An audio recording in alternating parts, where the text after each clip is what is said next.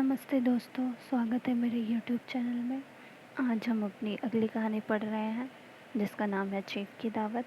यह भीष्म साहनी द्वारा रचित है और यह भीष्म साहनी के पहला पार्ट कहानी संग्रह में संकलित है जिसमें कुल 15 कहानियाँ हैं।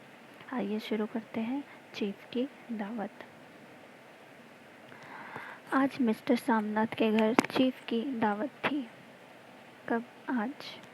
सामनाथ और उनकी धर्मपत्नी को पसीना पोंछने की फुर्सत न थी। पत्नी ड्रेसिंग गाउन पहने, उलझे हुए बालों का जूड़ा बनाए, मुंह पर फैली हुई सुर्खी और पाउडर को मले और मिस्टर सामनाथ सिगरेट पर सिगरेट फूंकते हुए चीज़ों की फेहरिस्त हाथ में थामे एक कमरे से दूसरे कमरे में आ जा रहे थे। आखिर 5 बजते बजते तैयारी मुकम्मल होने लगी। कुर्सियाँ, मेज, तिपाइयाँ, नैपकिन, फूल सब बरामदे में पहुंच गए। इसे लाइन से याद कर लीजिएगा, परीक्षाओं में आजकल क्रम वाले क्वेश्चन बहुत बनते हैं। तो कुर्सियाँ, मेज, तिपाइयाँ, नैपकिन, फूल सब बरामदे में पहुंच गए। ड्रिंक का इंतजाम बैठक में कर दिया गया। अब घर का फालतू सामान अलमारियों के पीछे और पलंगों के नीचे छिपाया जाने लगा। कहाँ छिपाया जाने लगा? अलमारियों और पलंगों के नीचे छिपाया जाने लगा। तभी सामनाथ के सामने सहसा एक अड़चन खड़ी हो गई। माँ का क्या होगा? सामनाथ ने कहा। इस बात की ओर न उनका और न उनकी कुशल गृहिणी का ध्यान गया था। मिस्टर सामनाथ श्रीमती की ओर घूमकर अंग्रेजी में बोले, माँ का क्या होगा? श्रीमती काम करते करते ठहर गई और थोड़ी देर तक सोचने के बाद बोली, इन्हें पिछवाड़े इनकी सहेली के घर भेज दो।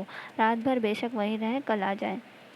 सामनाथ सिगरेट मुंह में रखे सिकुड़ी आंखों से श्रीमती के चेहरे की ओर देखते हुए पल भर सोचते रहे। फिर सिर हिलाकर बोले, नहीं, मैं नहीं चाहता कि उस बुढ़िया का आना जाना यहाँ फिर से शुरू हो। पहले ही बड़ी मुश्किल से बंद किया था। माँ से कहें कि जल्दी ही खाना खा के शाम को ही अपनी कोठरी में चली जाए। मेहमान कहीं 8 बजे आएंगे, इससे पहले ही अपने काम से निबट ले। किसने कहा? शामनाथ ने। सुझाव ठीक था, दोनों को पसंद आया, मगर फिर सहसा श्रीमती बोल उठी। जो वह सो गई और नींद में खर्राटे लेने लगी तो साथ ही तो बरामदा है जहाँ लोग खाना खाएंगे। तो इन्हें कह देंगे कि अंदर से दरवाज़ा बंद कर ले, मैं बाहर से ताला लगा दूंगा। या माँ को कह देता हूँ कि अंदर जाकर सोए नहीं, बैठी रहें, और क्या। और सो गई तो डिनर का क्या मालूम कब तक चले? 11 बजे तक तो तुम ड्रिंक ही करते रहते हो। शामनाथ कुछ खींच उठे, हाथ झड़कते हुए बोले, अच्छी भली ये भाई के पास जा रही थी, तुमने यूं ही खुद अच्छा बनने के लिए बीच में टांग अड़ा दी। शामनाथ ने कहा था। वाह, तुम माँ और बेटे की बातों में मैं क्यों बुरी बनूं, तुम जानो और वह जाने। मिस्टर सामनाथ चुप रहे। यह मौका बस बहस का न था, समस्या का हल ढूंढने का था। उन्होंने घूमकर माँ की कोठरी की ओर देखा। कोठरी का दरवाज़ा बरामदे में खुलता था। बरामदे की ओर देखते हुए झट से बोले, मैंने सोच लिया है।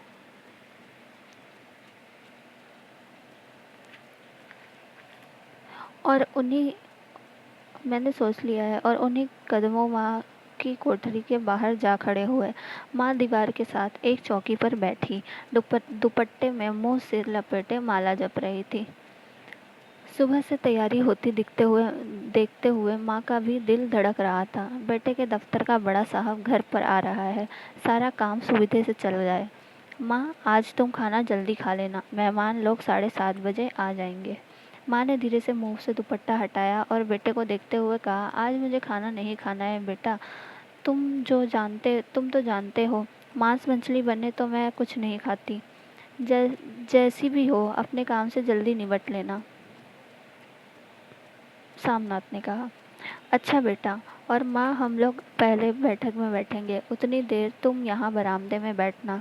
फिर जब हम यहाँ आ जाएं तो तुम गुसलखाने के रास्ते बैठक में चली आना। माँ अवाक बेटे का चेहरा देखने लगी, फिर धीरे से बोली, अच्छा बेटा। और माँ, आज जल्दी सो नहीं जाना, तुम्हारे खर्राटे की आवाज़ दूर तक जाती है।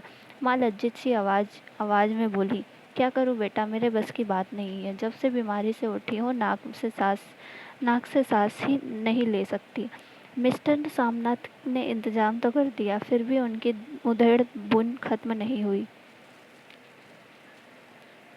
फिर भी उनकी उधेड़ बुन खत्म नहीं। जो चीफ अचानक उधर आ निकला तो 8-10 मेहमान होंगे, देसी अफसर, उनकी स्त्रियां होंगी। कोई भी गुसलखाने की तरफ जा सकता है। क्षोभ और क्रोध में वह झुंझलाने लगे। एक कुर्सी को उठाकर बरामदे में कोठरी के बाहर रखते हुए बोले, आओ माँ, इस पर जरा बैठो तो। माँ माला संभालती, पल्ला ठीक करती उठी और धीरे से कुर्सी पर आकर बैठ गई। यूं नहीं माँ, टांगे ऊपर चढ़ाकर नहीं बैठते, यह खाट नहीं है। माँ ने टांगे नीचे उतार ली। और खुदा के वास्ते नंगे पाँव नहीं घूमना, न ही वह खड़ाऊ पहनकर सामने आना। क्या न पहन के सामने आना? खड़ाऊ।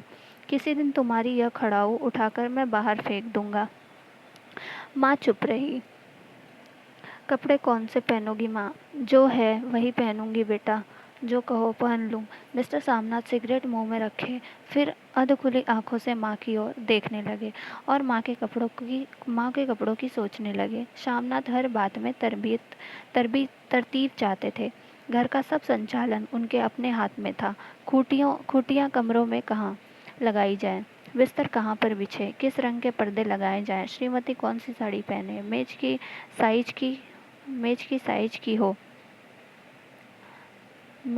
साइज की हो। सामनाथ को चिंता थी कि अगर चीफ का साक्षात माँ से हो गया तो कहीं लज्जित न होना पड़े। माँ, पहन के आओ तो जरा देखूं। सामनाथ को चिंता थी कि अगर चीफ का साक्षात माँ से हो गया तो लज्जित न होना पड़े। माँ को सिर से पाँव तक देखते हुए बोले, तुम सफ़ेद कमीज और सफ़ेद सलवार पहन लो माँ, पहन के आओ तो जरा देखूं। माँ धीरे से उठी और अपनी कोठरी में कपड़े पहनने चली गई। यह माँ का झमेला ही रहेगा। उन्होंने फिर अंग्रेजी में अपनी स्त्री से कहा, कोई ढंग की बात हो तो भी कोई कहे। अगर कहीं कोई उल्टी सीधी बात हो गई, चीफ को बुरा लगा तो सारा मजा जाता रहेगा। माँ सफ़ेद कमीज और सफ़ेद सलवार पहनकर बाहर निकली। छोटा सा कद, सफ़ेद कपड़ों में लिपटा छोटा सा सूखा हुआ शरीर, धुंधली आंखें, केवल सिर के आधे झड़े हुए बाल पल्ले की ओट में छिपा पाए थे। पहले से कुछ ही कम कुरूप नजर आ रही थी। चलो ठीक है, कोई चूड़ियाँ वूड़ियाँ हो तो वह भी पहन लो, कोई हर्ज नहीं। चूड़ियाँ कहाँ से लाऊं बेटा? तुम तो जानते हो सब जेवर तुम्हारी पढ़ाई में बिक गए। यह वाक्य शामनाथ को तीर की तरह लगा। तिनक कर बोले, यह कौन सा राग छेड़ दिया माँ? सीधा कह दो नहीं है जेवर, नहीं है जेवर, बस। इससे पढ़ाई वढ़ाई का क्या तकल्लुफ़ है? जो जेवर बिका तो कुछ बनकर ही आया हूँ। निरा लडूरा तो नहीं लौट आया। जितना दिया था उससे दुगना ले लेना। मेरी जीभ जल जाए बेटा, तुमसे जेवर लूँगी? मेरे मुंह से यूं ही निकल गया। जो होते तो लाख बार पहनती। 5:30 बज चुके थे। अभी मिस्टर सामनाथ को खुद भी नहा धोकर तैयार होना था। श्रीमती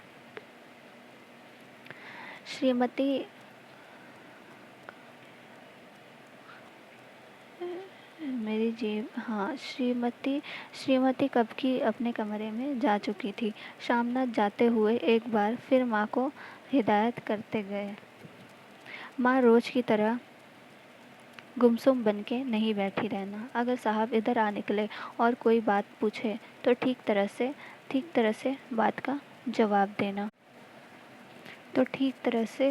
उनका जवाब देना।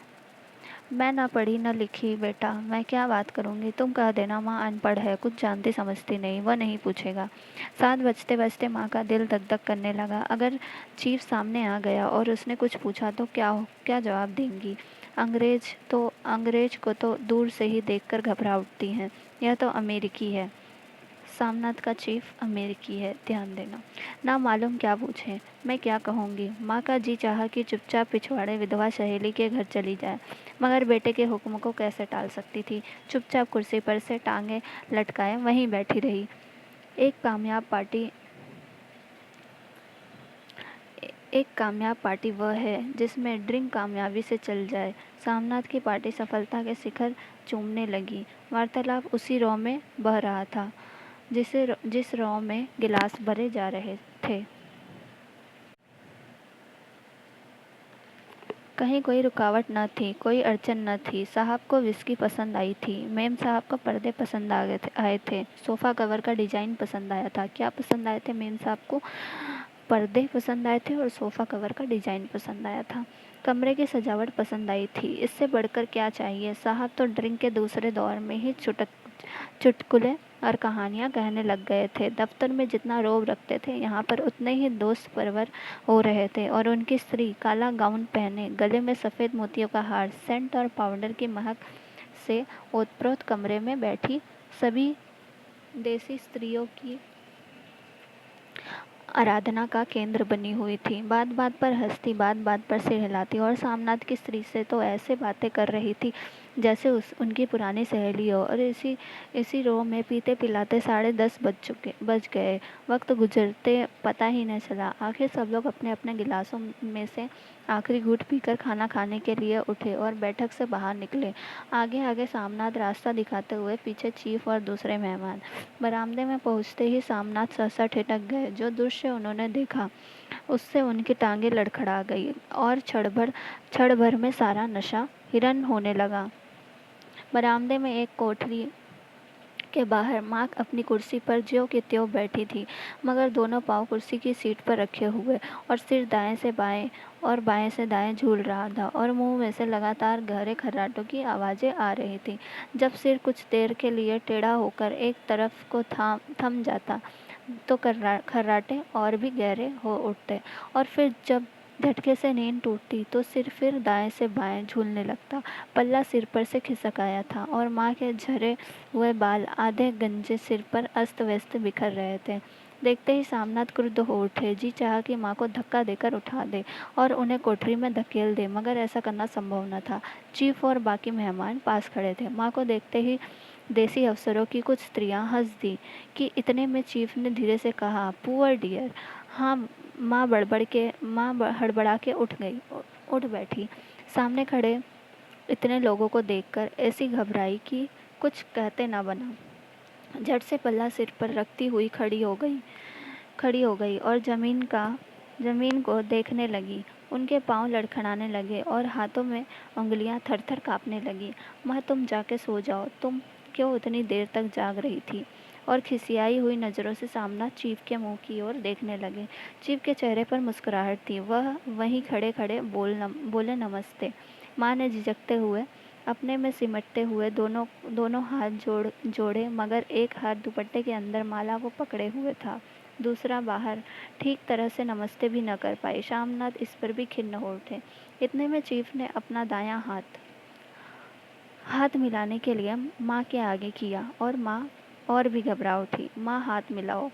किसने कहा? शामनाथ ने कहा। पर हाथ कैसे मिलाती? दाएं हाथ में तो माला थी। घबराहट में माँ ने बायां हाथ ही साहब के दाएं हाथ में रख दिया। सामनाथ दिल ही दिल में जल उठे। देसी अफसरों की स्त्रियां खिलखिलाकर हंस पड़ी। यूं नहीं माँ, तुम तो जानती हो दायां हाथ मिलाया जाता है, दायां हाथ मिलाओ। मगर तब तक चीफ माँ का बायां हाथ ही बार बार हिलाकर कह रहे थे, हाउ डू यू डू। कहो माँ, मैं ठीक हूँ, खैरियत से हूँ। माँ कुछ हड़बड़ाई। माँ कहती है, मैं ठीक हूँ। कहो माँ, हाउ डू यू डू। माँ धीरे से सुकचाते हुए बोली, हाउ डू डू। एक बार फिर कहा उठा। वातावरण हल्का होने लगा। साहब ने स्थिति संभाल ली थी। लोग हंसने चहकने लगे थे। शामनाथ के मन का क्षोभ भी कुछ कुछ कम होने लगा था। साहब अपने हाथ में माँ का हाथ अब भी पकड़े हुए थे और माँ सिकुड़ी जा रही थी। साहब के मुंह से शराब की बू आ रही थी। सामनाथ अंग्रेजी में बोले, मेरी माँ गांव की रहने वाली है, उम्र भर गांव में रही है, इसलिए आपसे लजाती है। साहब इस पर खुश नजर आए। बोले, सच? मुझे गांव के लोग बहुत पसंद है। तब तो तुम्हारी माँ गांव के गीत और नाच भी जानती होगी। चीफ खुशी से सिर हिलाते हुए माँ को टकी बांधे देखने लगे। माँ, साहब कहते हैं कोई गाना सुनाओ, कोई पुराना गीत, तुम्हें तो कितने याद होंगे। माँ धीरे से बोली, मैं क्या गाऊं बेटा, मैंने कब गाया है। वाह माँ, मेहमान का कहाँ भी कोई टालता है। साहब ने इतना रीझ से कहा है, नहीं गाओगे तुम साहब? तो साहब बुरा मानेंगे। मैं क्या गाऊं बेटा, मुझे क्या आता है। वाह, कोई बढ़िया टप्पे सुना दो, 2 पत्तर अनार दे। देसी अफसर और उनकी स्त्रियों ने स्त्रियों ने इस सुझाव पर तालियां पीटी। माँ कभी दिन दृष्टि से बेटे के चेहरे को देखती, कभी पास खड़ी बहू के चेहरे को। इतने में बेटे ने गंभीर आदेश भरे लिहाज में कहा, माँ। इसके बाद हाँ या ना सवाल ही न उठता था। माँ बैठ गई और क्षीण दुर्बल लर्जती आवाज में एक पुराना विवाह का गीत गाने लगी। हरियाणी माएँ, हरियाणी बहनें, हरिया तो भागी भरिया है। देसी स्त्रियाँ खिलखिला के हंस उठी। 3 पंक्तियाँ गा के माँ चुप हो गई। बरामदा तालियों से गूंज उठा। साहब तालियाँ पीटना बंद ही न करते थे। सामनाथ की खिंच प्रसन्नता और गर्व में बदल उठी थी। माँ ने पार्टी में नया रंग भर दिया था। तालियां थमने पर साहब बोले, पंजाब के गांवों की दस्तकारी क्या है। सामनाथ खुशी में झूम रहे थे। बोले, ओ बहुत कुछ साहब, मैं आपको एक सेट उन चीज़ों का भेंट करूंगा, आप उन्हें देखकर खुश होंगे। मगर साहब ने सिर हिलाकर अंग्रेजी में फिर पूछा, नहीं, मैं दुकानों की चीज़ नहीं मांगता। पंजाबियों के घरों में क्या बनता है, औरतें खुद क्या बनाती हैं। शामनाथ खुद सोचते हुए बोले, लड़कियां गुड़ियां बनाती हैं और फुलकारियां बनाती हैं। शामनाथ ने क्या कहा था? लड़कियां गुड़ियां बनाती हैं और फुलकारियां बनाती हैं। फुलकारी क्या? शामनाथ फुलकारी का मतलब समझाने की असफल चेष्टा करने के बाद माँ को बोले, माँ। क्यों माँ? कोई पुरानी फुलकारी घर में है? माँ चुपचाप अंदर गई और अपनी पुरानी फुलकारी उठा लाई। साहब बड़ी रुचि से फुलकारी देखने लगे। पुरानी फुलकारी थी। जगह जगह से उसके धागे टूट रहे थे और कपड़ा फटने लगा था। साहब की रुचि को देखकर शामनाथ बोले, यह फटी हुई है साहब, मैं आपको नई बनवा दूंगा, माँ बना देंगी। क्यों माँ? साहब को फुलकारी बहुत पसंद है, इन्हें ऐसी ही एक फुलकारी बना दोगी ना? माँ चुप रही, फिर डरते डरते धीरे से बोली, अब मेरी नज़र कहाँ है बेटा, बूढ़ी आंखें क्या देखेंगी। मगर माँ का वाक्य बीच में ही तोड़ते हुए शामनाथ साहब को बोले, वह जरूर बना देंगी। आप उसे देखकर खुश होंगे। साहब ने सिर हिलाया, धन्यवाद किया और हल्के हल्के झूमते हुए खाने की मेज की ओर बढ़ गए। बाकी मेहमान भी उनके पीछे पीछे हो गए। जब मेहमान बैठ गए और माँ पर से सबकी आंखें हट गई तो माँ धीरे से कुर्सी पर से उठी और सबसे नज़रें बचाती हुई अपनी कोठरी में चली गई। मगर कोठरी में बैठने की देर थी कि आंखों में जल आंसू बहने लगे। वह दुपट्टे से बार बार उन्हें पूछती, पर वह बार बार उमड़ आते, जैसे बरसों का बांध तोड़कर उमड़ आया हो। माँ ने बहुत तेरा दिल को समझाया, हाथ जोड़े, भगवान का नाम लिया, बेटे के चिरायु होने की प्रार्थना की, बार बार आंखें बंद की, मगर आंसू बरसात के पानी की तरह जैसे थमने में ही ना आते थे। आधी रात का वक्त था। मेहमान खाना खाकर एक एक करके जा चुके थे। माँ दीवार से सटकर बैठी आंखें फाड़े दीवार को देखे जा रही थी। घर के वातावरण में तनाव ढीला पड़ चुका था। मोहल्ले की निस्तब्धता सामनाथ के घर भी छा चुकी थी। केवल रसोई में प्लेटों के खनकने की आवाज़ आ रही थी। तभी सहसा माँ की कोठरी का दरवाज़ा जोर से खटकने लगा। माँ, दरवाज़ा खोलो। माँ का दिल बैठ गया। हड़बड़ा कर उठ बैठी। क्या मुझसे फिर कोई भूल हो गई? माँ कितनी देर से अपने आप को कोस रही थी कि क्यों उन्हें नींद आ गई, क्यों वह ऊँघने लगी, तथा क्या बेटे ने अभी तक क्षमा नहीं किया। माँ उठी और कांपते हाथों से दरवाज़ा खोल दिया। दरवाज़ा खुलते ही सामना झूमते हुए आगे बढ़ आए और माँ को आलिंगन में भर लिया। ओ अम्मी, तुमने तो आज रंग ला दिया। साहब तुमसे इतना खुश हुआ कि क्या कहूँ। ओ अम्मी, ओ अम्मी। माँ की छोटी सी काया सिमट कर बेटे की आलिंगन में छिप गई। माँ की आंखों में फिर आंसू आ गए। उन्हें पोंछती हुई धीरे से बोली, बेटा तुम मुझे हरिद्वार भेज दो, मैं कब से कह रही हूँ। सामनाथ का झूमना सहसा बंद हो गया और उनकी पेशानी पर फिर तनाव के बल पड़ने लगे। उनकी बाहें माँ के शरीर पर से हटाई। क्या कहा माँ? यह कौन सा राग तुमने फिर छेड़ दिया? शामनाथ का क्रोध बढ़ने लगा था। बोलते हुए, तुम मुझे बदनाम करना चाहती हो ताकि दुनिया कहे कि बेटा माँ को अपने पास नहीं रख सकता? नहीं बेटा, अब तुम अपनी बहू के साथ जैसा मन चाहे रहो। मैंने अपना खा पहन लिया, अब यहाँ क्या करूँगी? जो थोड़े दिन जिंदगानी के बाकी हैं भगवान का नाम लूँगी। तुम मुझे हरिद्वार भेज दो। तुम चली जाओगी तो फुलकारी कौन बनाएगा? साहब से तुम्हारे सामने की फुलकारी देने का इकरार किया है। मेरी आंखें अब नहीं हैं बेटा जो फुलकारी बना सकूं। तुम कहीं और से बनवा लो, बनी बनाई ले लो। माँ, तुम मुझे धोखा देके यूं चली जाओगी, मेरा बनता काम बिगाड़ोगी। जानता नहीं साहब खुश होगा तो मुझे तरक्की मिलेगी। माँ चुप हो गई, फिर बेटे के मुंह की ओर देखती हुई बोली, क्या तेरी तरक्की होगी? क्या साहब तेरी तरक्की कर देगा? क्या उसने कुछ कहा है? कहा नहीं, मगर देखती नहीं कितना खुश गया है। कहता था जब तेरी माँ फुलकारी बनाना शुरू करेंगी तो मैं देखने आऊँगा कि कैसे बनाती हैं। जो साहब खुश हो गया तो मुझे इससे बड़ी नौकरी भी मिल सकती है। मैं बड़ा अफसर बन सकता हूँ। माँ के चेहरे का रंग बदलने लगा। धीरे धीरे उनका झुर्रियों भरा मुंह खिलने लगा। आंखों में हल्की हल्की चमक आने लगी। तो तेरी तरक्की होगी बेटा, तरक्की यूं ही हो जाएगी। साहब को खुश रखूँगा तो कुछ करेगा, वरना उसकी खिदमत करने वाले और थोड़े हैं। तो मैं बना दूंगी बेटा, जैसे जैसे बन पड़ेगा बना दूंगी।